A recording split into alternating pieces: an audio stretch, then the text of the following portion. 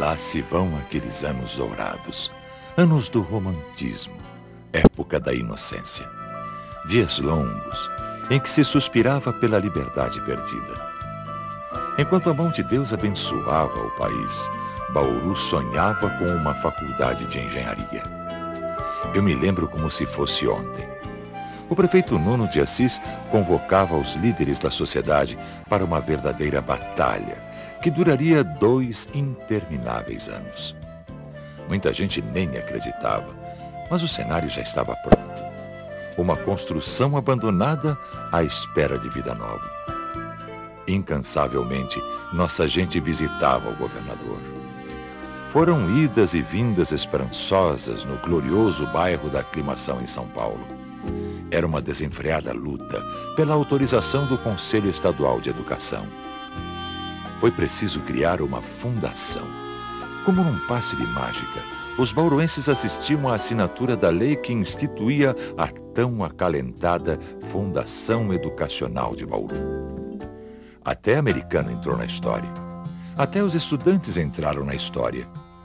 Todos os sábados, em pleno movimento da Batista, a meninada colhia assinaturas dos passantes e contribuição dos comerciantes. E durante muito tempo, o governador Laudo Natel não teve mais sossego. Eram centenas e centenas de telegramas bauruenses que despencavam na residência oficial.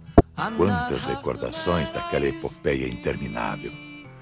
Tudo se passou como manda a história. Mas um belo dia, Bauru amanheceu em festa. Era abril de 1967, quando a Faculdade de Engenharia de Bauru foi aprovada. Junto com ela, nascia o festejado Colégio Técnico. E assim começava uma época de sonhos. E lá estava o saudoso Luiz Edmundo Kolbe, tomando posse de sua maior conquista. E lá estava Hélder Gadotti, iniciando sua nova carreira. E lá estavam os orgulhosos cavalheiros, brindando a cidade com os frutos de seu invencível otimismo. Se eu fechar bem os olhos, ainda posso ver as cenas da aula inaugural. Maio de 1967. E daí para frente, é tudo poesia. A garra do Dr. Lima, carregando móveis de sua casa para arrumar a nova sala. Os primeiros alunos que vieram transferidos de Lins para escrever a história da cidade.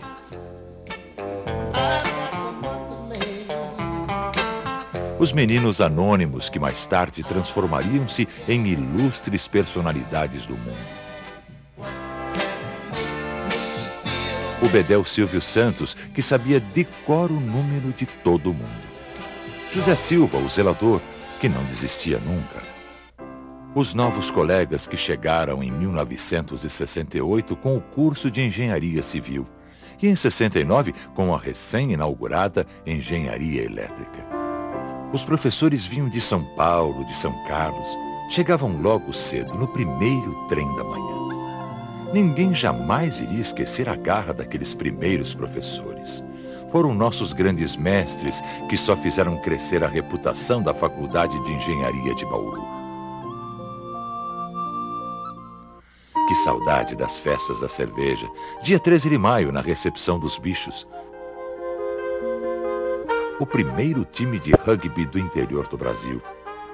Aqueles tempos de ditadura inspiravam nossas calorosas manifestações. Sempre havia algum motivo para greves, passeatas, abaixo-assinados. Nunca me esqueço o dia em que organizamos uma lista de assinaturas, exigindo que a Fundação adiasse o Natal para não atrapalhar as nossas provas.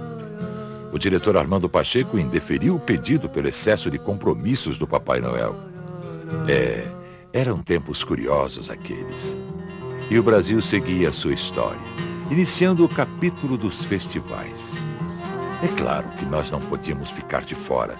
Vivemos tempos de glória naquele famoso pátio da faculdade. Ali recebemos os mais importantes artistas da MPB para celebrar os momentos finais dos anos de chumbo. Foi em meio a essa festa interminável de músicas e astros que a Faculdade de Engenharia acabou se consagrando como o inesquecível ponte da moçada bauruense. Numa estranha dicotomia, em meio a toda essa fantasia, lembro ainda ter visto cenas de ficção científica. Quando o professor Roberto Calheiros aterrissou na faculdade, ninguém imaginava que estaríamos adentrando a era espacial. Junto com o professor Calheiros, veio passear na fundação o famoso cientista Oscar Sala. Lembro de um objeto esquisito entrando no pátio.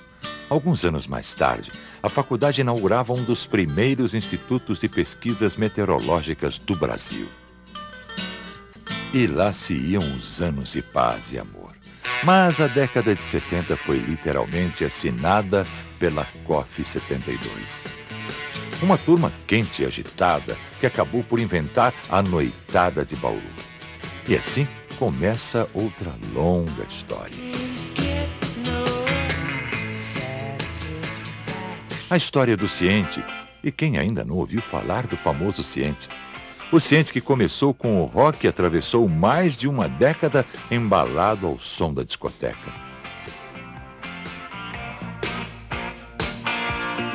O Ciente das mesinhas de pebolim, dos jogos de xadrez e das rodas de samba. Era o tempo em que tomávamos cerveja Skol na latinha, com sal e limão.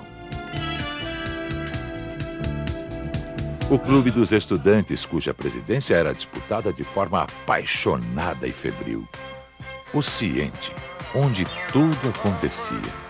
A primeira boate do interior do estado, que passeou por 3 diferentes sedes e terminou com 3 andares, luxuosamente assinados pelo arquiteto Jurandir Bueno. O Ciente da pista de dança iluminada, dos sonhos das namoradas, ponto chique de encontro da sociedade que custava para os universitários associados apenas 10 cruzeiros ao ano. O Ciente que reuniu 2 gerações e centenas de casais. O Ciente que fechou suas portas no final da década de 70, mas que permanece aberto em nossos sonhos psicodélicos de juventude. É nos ecos do passado que ainda posso ouvir o som das torcidas.